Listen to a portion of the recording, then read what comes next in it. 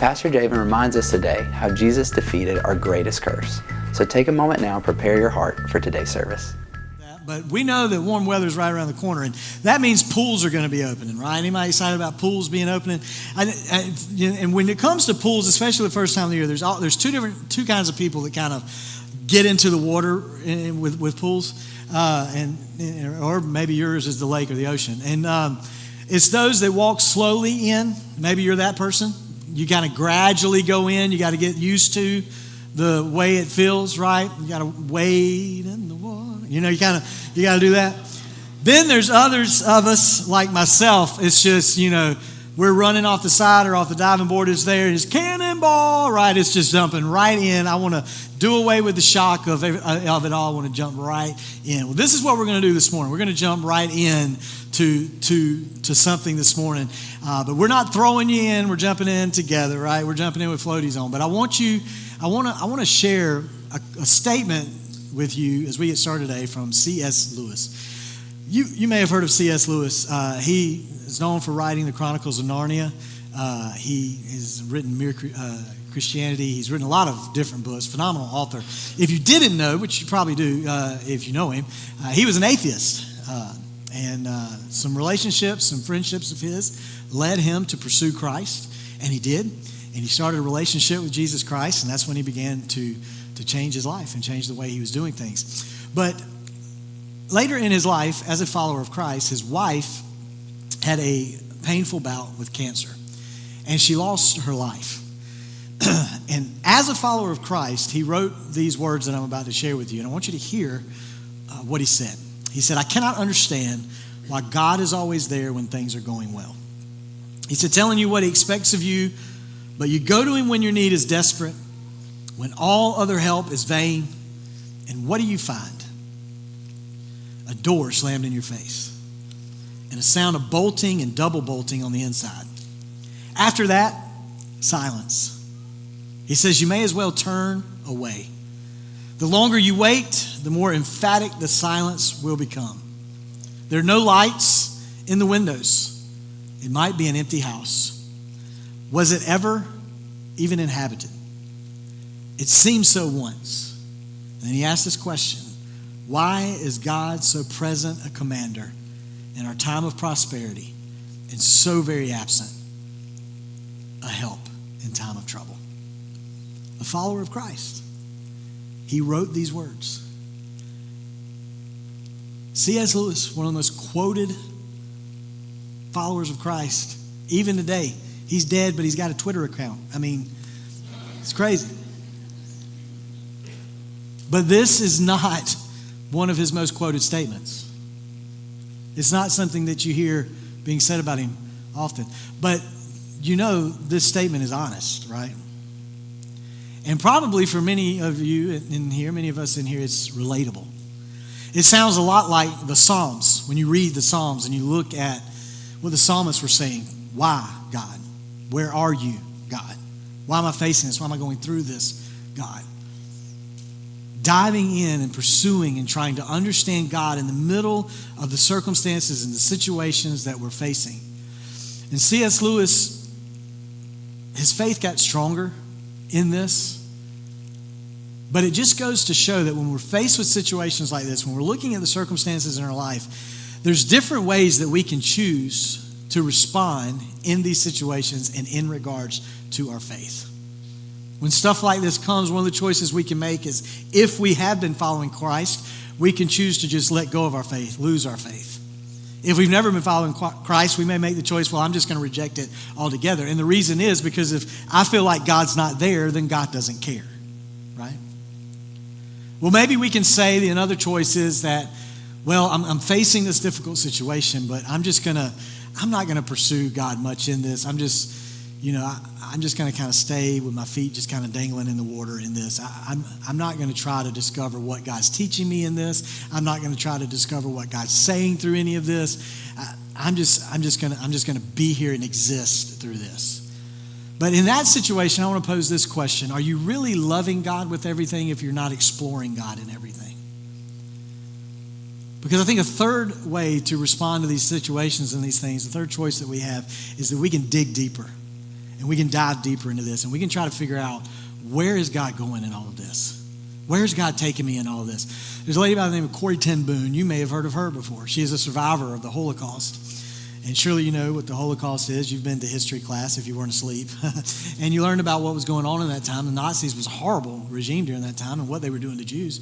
Corrie ten Boom was a part of that, and she survived that. And she penned these words that you've probably heard before. She penned these words. She says, there's no pit so deep that God's love is not deeper still.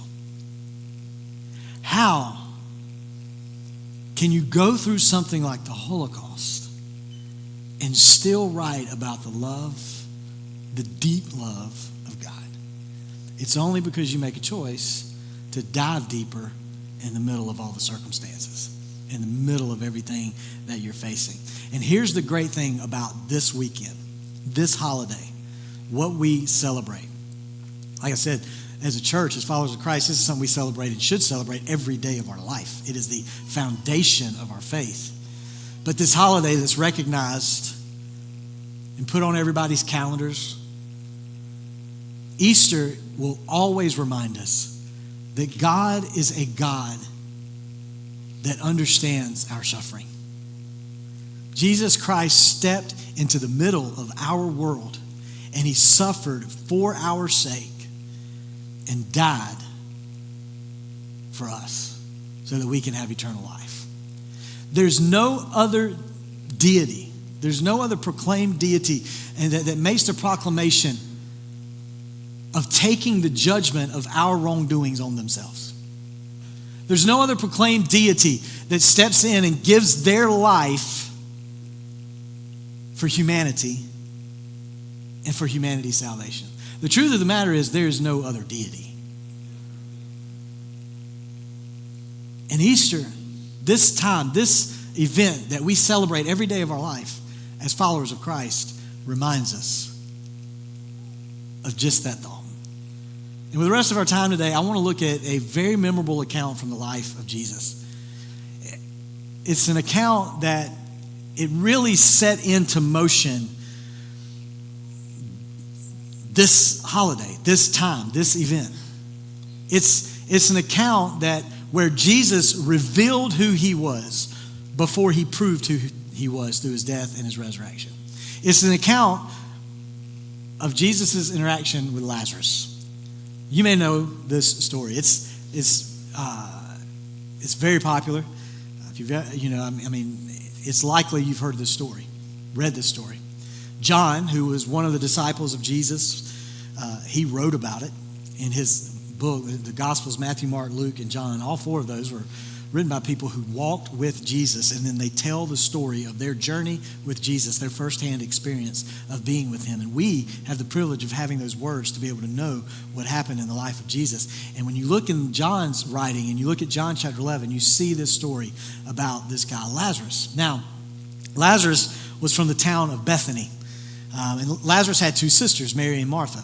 And Jesus had built a great relationship with these three. He had a friendship with them, had a great relationship with them. But Jesus was not in town at this moment, and so Mary and Martha sent word to where Jesus was that Lazarus was sick. He was not doing well at all. The reason Jesus wasn't in Bethany was because the few days ago, in the time of the story, when he was there, some people had picked up some rocks to stone Jesus because they said he was blaspheming God. So that's a pretty good reason to leave town when people are throwing rocks at you. I mean, that's a good idea. But so Jesus had left. So he gets word that Lazarus is sick. And as we move into John chapter 11, we see Jesus make this very interesting statement when he's told about Lazarus being sick. And then John follow it up with an interesting statement. Let's look at him. John chapter 11, verse 4. But when Jesus heard about it, he said, Lazarus' sickness will not end in death. No, it happened for the glory of God, so that the Son of God will receive glory from this. That's Jesus' interesting statement. Then let's see what John writes. He says, so although Jesus loved Martha, loved Mary, and Lazarus, and some translations say because he loved them, since he loved them, it says he stayed where he was for the next 2 days. Now, think about those statements. If you know the story of Lazarus and you know what happens, Lazarus does die in this moment. If you didn't know that, if you didn't know the story, spoiler alert, Lazarus is going to die, all right, in this moment. So, but Jesus says this story's not going to end in Lazarus' death. So Jesus isn't lying, though, because the situation does not end at this moment with Lazarus being dead. More on that in a moment. But then John makes this statement, and he says that although Jesus loved them, since Jesus loved them, because Jesus loved them, he waited to go back to see Lazarus. Now, think about that for a second. If you find out someone you love is in a desperate situation, they want you to know, they're asking for you. Typically, our response is to drop everything we're doing and go right to them, right? To be with them, to be beside them. John tells us that even though he loved them, because he loved them, since he loved them, he waited. That's interesting. But here's what we know.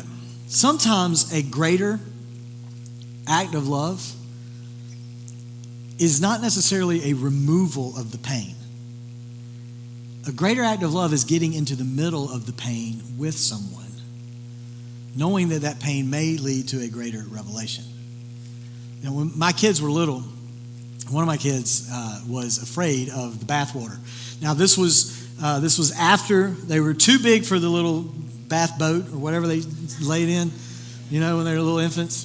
They're too big for that, but they're not big enough to be in there by themselves, right? And let's leave them because you don't know what could happen. But one of my kids was terrified of us putting them in the water. You know, you go to put them in and they're doing that thing where their legs are going up really high and they're flexible in ways you had no idea a child could be flexible. Like, why can you not go in the water? So I go and I say, okay, I'm going to do this. So I go and I get my bathing suit and I put my bathing suit on. I come back to the bathroom. Some of you parents, you might have done this yourself. I come back to the bathroom, I grab my child and I hold them and I get in the water with them. And I sit down in the water with them, holding them in the water. They're a lot calmer at this moment. And as we play in the water together, eventually they let go of me and they begin to play in the water. And they realize that what was such a painful experience for them is actually a good thing for them. But it took me getting in the middle of it with them and walking with them through this for them to see a bigger revelation.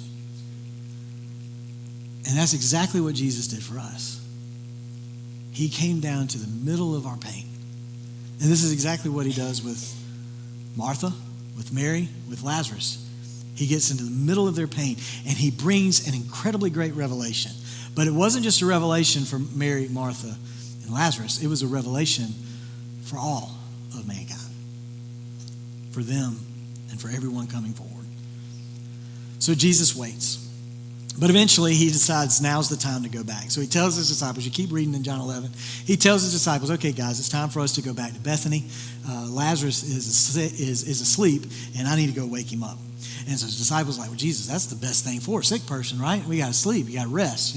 We need our rest. And Jesus looks at him, he's like, goobers, he's dead. So I need to go wake him up, like literally raise him from the dead. And it's a good thing I'm doing this so that you can see this. It's for you. And so the other guys are like, well, that's great. Yay, let's go back to Bethany and let's die with him, right? Because last time we were there, they were throwing rocks at him. It's in there. It's a very funny, humorous conversation. You can read it, John chapter 11. But they go and they get back and we see that Martha and Mary both come out to talk to Jesus. They both have the same statement. Jesus has different responses to them in those statements. And I want us to look at it. John chapter 11, we're going to start at verse 21. And this is what happens. Martha said to Jesus when she comes out to see Jesus, she says to him, Lord, if you had only been here, my brother would not have died. But even now, I know that God will give you whatever you ask. Great statement of faith, right? Remember her statement of faith. Remember that. And Jesus told her, your brother will rise again. Yes, Martha said, he will rise when everyone else rises at the last day. And Jesus looked at her and he said, I am the resurrection and the life. Anyone who believes in me will live, even after dying. What he's saying is even after death on this side, they will live. He says, everyone who lives in me and believes in me will never die. Do you believe this, Martha? Yes, Lord, she told him, I have always believed you are the Messiah, the Son of God, the one who's come into the world from God. Then she returned to Mary, and she called Mary aside from the mourners and told her, the teacher is here. He wants to see you. So Mary immediately went to him. Jesus had stayed outside the village at the place where Martha met him. And when the people who were at the house consoling Mary saw her leave so hastily, they assumed she was going to Lazarus' grave to weep. So they followed her there, just like good friends would do. When Mary arrived and saw Jesus, she fell at his feet and said, Lord, here's that statement, if only you had been here, my brother would not have died. But watch Jesus' response to Mary. When Jesus saw her weeping and saw that the other people were wailing with her, a deep anger welled up in him. And he was deeply troubled. And he says, where have you put him? Where's his body? And they told him, Lord, come and see. And then look at what Jesus did. Jesus wept. And the people who were standing nearby said, see how much he loved him. Two exactly the same statements. Two completely different responses. Martha comes to Jesus and says, if only you'd been here, I know he wouldn't have died. And Jesus' response to Martha was to give her that textbook theological response about who he was. And here's the thing, the way that Jesus answers her is as if he knows that she probably remembers the story of Moses and what they had learned through the history of their ancestors. That Moses had been out walking as sheep and came across a burning bush, and God began to speak through that bush to him and to lead him to go rescue the people out of Egypt. And Moses responds to the bush and says, well, who am I to tell them sent me? And God responds back and says, the I am. That's all I need to be known as, the I am. Why? Because anything that we need, he is. Any answer to our situation that we need in life, he is. And so Jesus looks at Martha and he says, Martha, right now, I know that what you need is a new life of Lazarus, a resurrected life. And he looks at her and he says, Martha, I am the resurrection and the life. What you need in your moment right now, I am he. That's who I am. And she says, God, I believe in who you are. And see, what Jesus was doing was he was pushing Martha to take her faith from something that was a theology grounded in an idea that she had learned. Well, I know that they're going to see the resurrection at the end of days. Jesus is moving her beyond an idea she learned to making her faith personal in him. He's saying, Martha, I don't want your faith to be just in an idea. I want it to be in me, Jesus is saying. He said, Martha, your faith doesn't need to be based on a principle. It needs to be based and grounded and founded on a person. Him. Because he is the resurrection of life. And what Jesus is saying is he is saying the glory of God, everything you're longing for in eternity on the other side of this life in heaven, the glory of God, it isn't just reserved for heaven.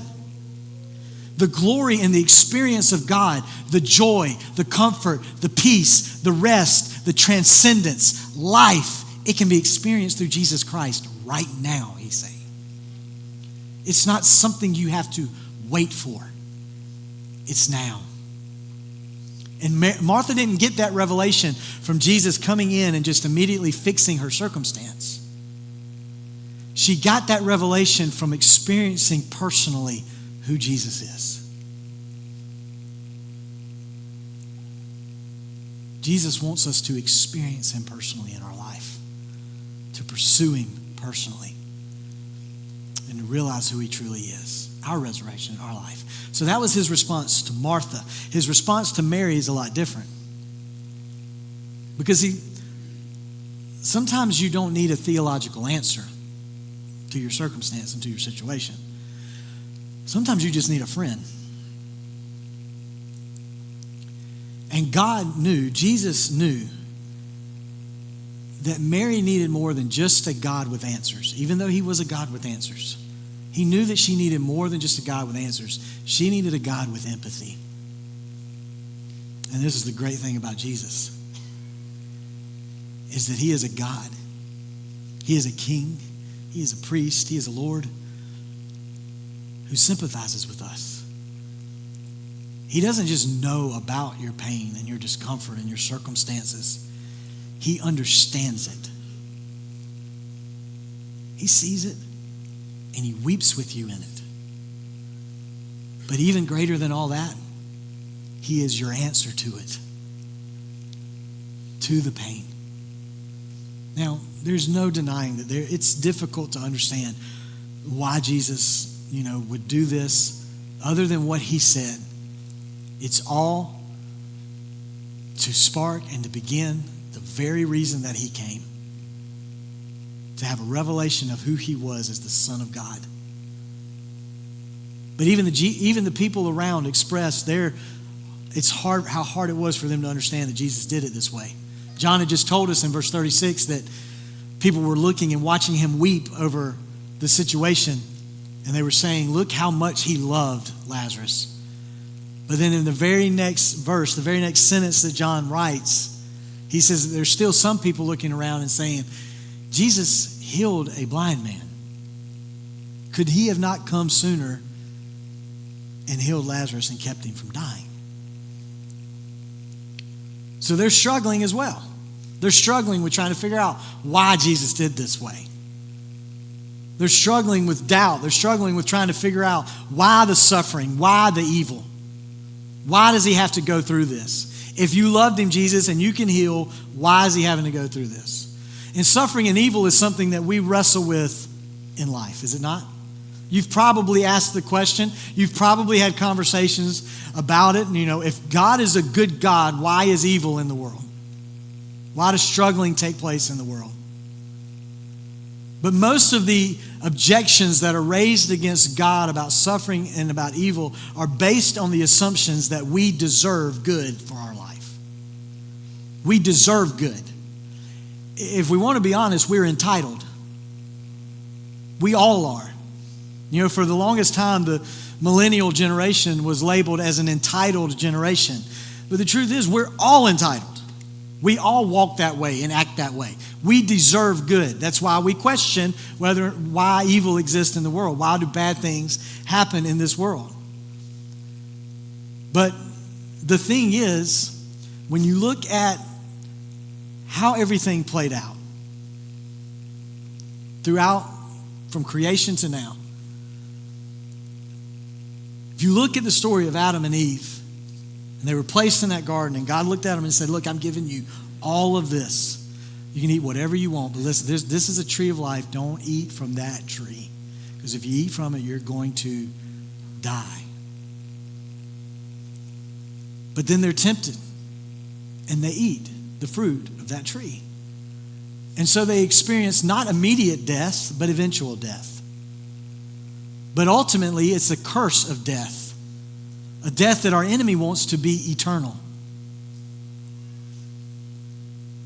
And so, when you look at the fact that because of what Adam and Eve did, now there is a curse upon us, and now we are born into a nature that is sinful, where we voluntarily come into this world participating in that nature. You don't have to teach us to be selfish. We're just naturally selfish. And we're naturally sinners. But thank God he knew that this was going to happen. And before the foundations of the earth were ever laid, Jesus Christ was a part of the story to come and rescue us from the curse of death. And you say, well, Javen, Adam and Eve, I don't know that that's a real story. I think that's a fairy tale. Here's where I believe it's true. Because again, John, who was one of the followers of Jesus Christ, wrote in his book, and the way he started his book, he said, in the very beginning was the Word, and the Word was with God, and the Word was God. The Word was Jesus. Jesus was in the beginning. Later in John chapter 19, you find where Jesus actually references the creation story, and he says, have you not read the scriptures? Do you not know that God created man? And he references Adam and Eve in the story of Adam and Eve. So Jesus doesn't deny that creation, and he doesn't deny that existence. So I'm going to believe that this is real. This is what happened. This is the fall. This is the curse that we have. And so for the fact that there is anything good in this world, that we have sunshine, that we have today at least, we have sustenance to give us food every day of our life, hopefully, to be able to survive, or we at least have people who love us to provide food for us in some way, shape, or form so that we can survive. The fact that we have these types of things, the fact that we have happiness in any kind of way, that's grace. The fact that God has given us space to repent through Jesus Christ and have reconciliation to the Father, that's amazing grace. And the thing about all through history and the Word of God and what Jesus Christ did, it doesn't wrestle so much with the problem of evil. Jesus even admits you're going to have problems in this world because evil exists. It doesn't wrestle so much with evil as it does marvel at the amazing grace of God. And so what we have to do is change our perspective, and this is exactly what's happening with Mary and Martha and every person standing here in this story. They're realizing our greatest curse is death. And Jesus Christ came to defeat that curse. You say, Javen, I see death. I've lost people. I've lost loved ones. Death is real. Yes.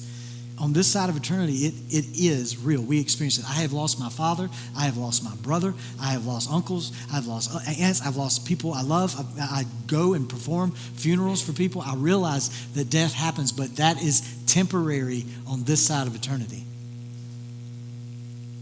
It is not eternal. It's what Jesus was telling Martha, because Jesus defeated the curse of death. And watch what happens. John 11, verse 38. This is the best part of the story. Jesus was still angry as he arrived. Still angry as he arrived at the tomb. A cave with a stone rolled across its entrance. Roll the stone aside, Jesus told them. But Martha, the dead man's sister, protested. Lord, remember, this is Martha who said, even now I believe that if I ask anything, you'll give it to me. Now she's saying this, Lord, he's been dead for 4 days. The smell will be terrible. Or as the King James says, surely he stinketh. In verse 40, Jesus responded, didn't I tell you that you would see God's glory if you believe? So they rolled the stone aside, and then Jesus looked up to the heaven and said, Father, thank you for hearing me. You always hear me. But I said it out loud for the sake of all these people standing here, so that they will believe that you sent me. So that what? They will believe that you sent me. And then Jesus shouted, Lazarus, come out. And the dead man came out, his hands and feet bound in grave clothes, his face wrapped in a headcloth. And Jesus told him, unwrap him and let him go. I love this. I love the fact that this translation is pointing out how angry Jesus was in this situation. Because we need the word, the literal word that's being used there is a word that means to snort with anger. You ever been snorting mad?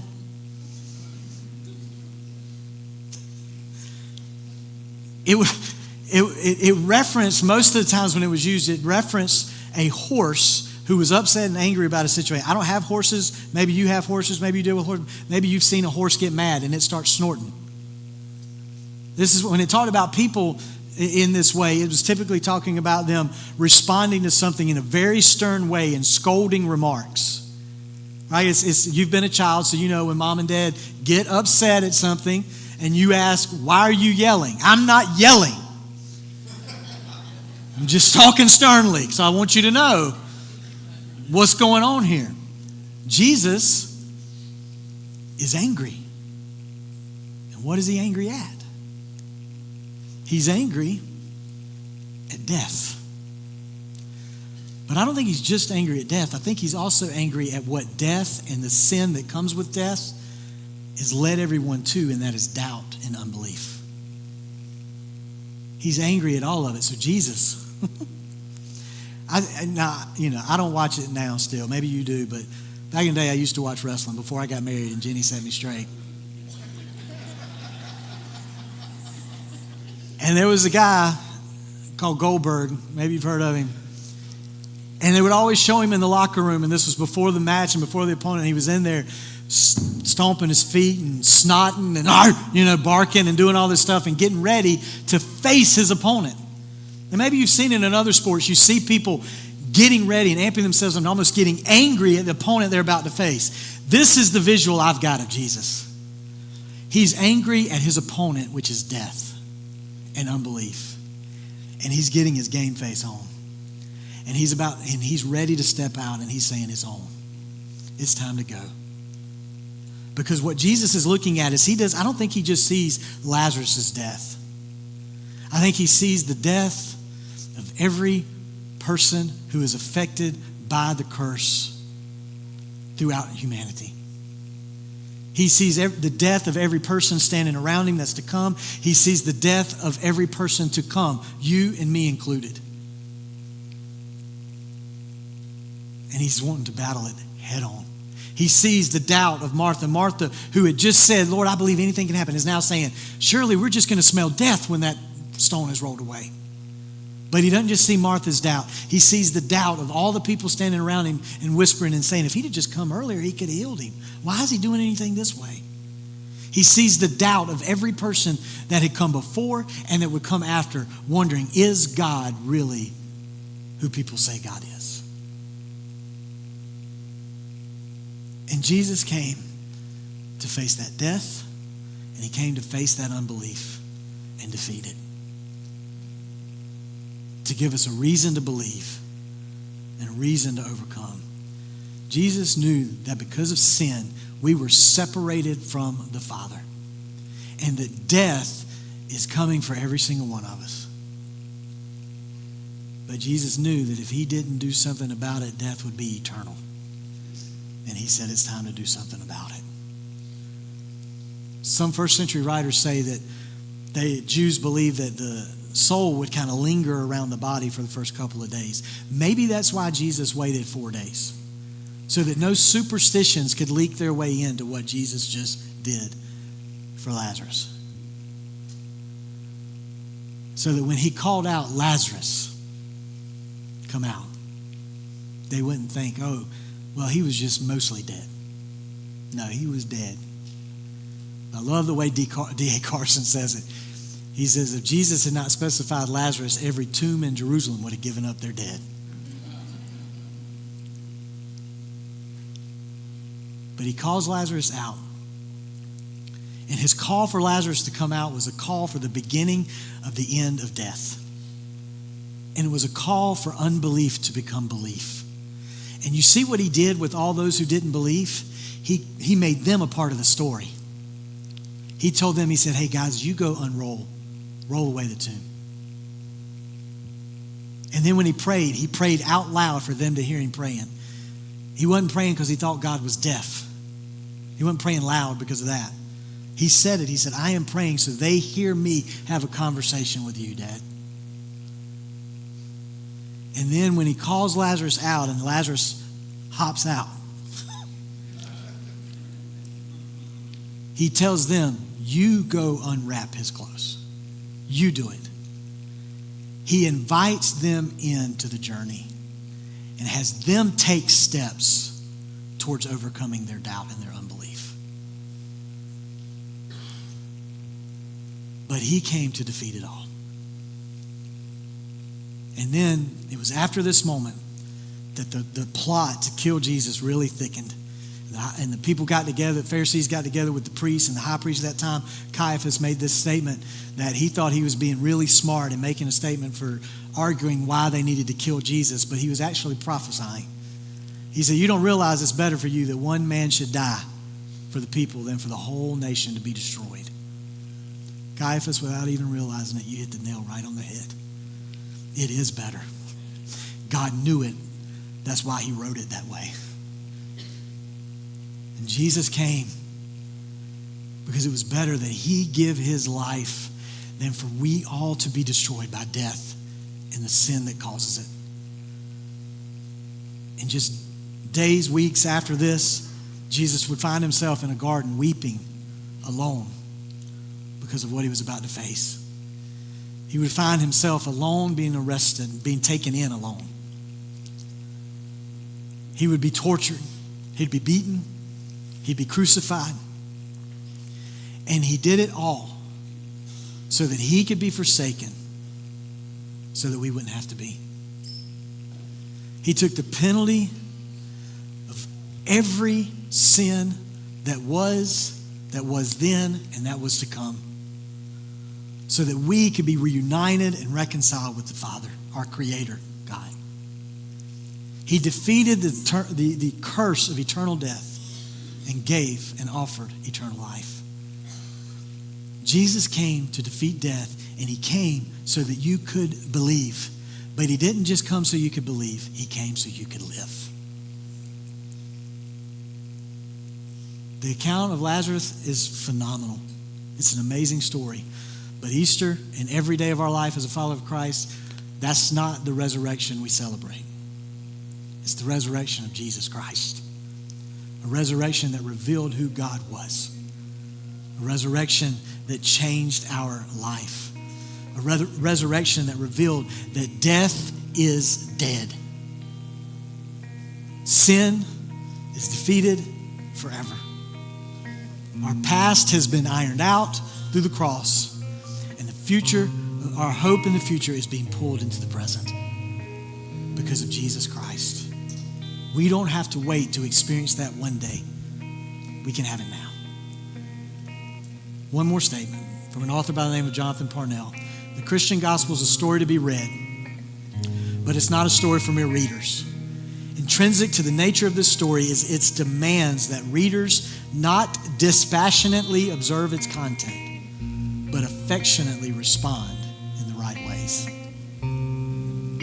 You know the story of the resurrection of Jesus Christ, the death and resurrection of Jesus Christ.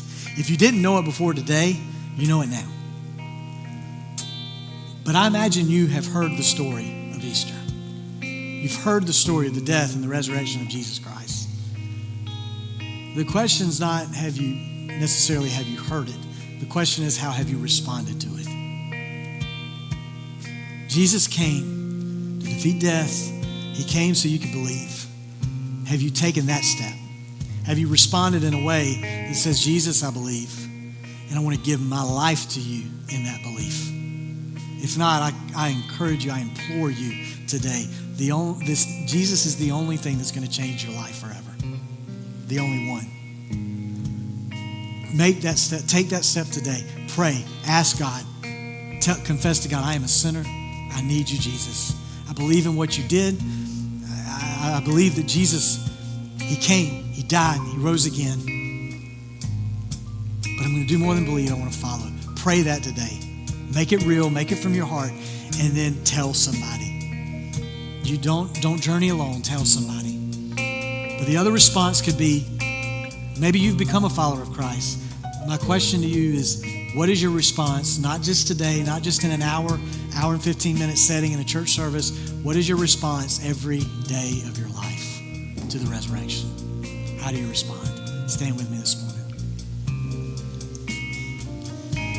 As we spend a moment just closing out this service, worshiping God, reflecting on God, I want to implore you to respond in some way to the resurrection of Jesus. If it's for the first time accepting him as your Savior and your Lord, pray that prayer that I just mentioned to him today from your heart. If it's a response and looking at how am I responding every day of my life, not just today, but every day of my life, how am I responding to the resurrection? Seek God. Reflect on his word. If you need prayer in any way today, we would love for you to reach out to us. You can go to our website, bwccamden.com, go to our contact page. You'll find a link there to request prayer or send us anything that you would like to communicate with us today. Or you can also simply text the word prayer to 803-676-7566, and we will be back in touch with you to find out how we can be in prayer for you. God bless you. We hope that you have a great week.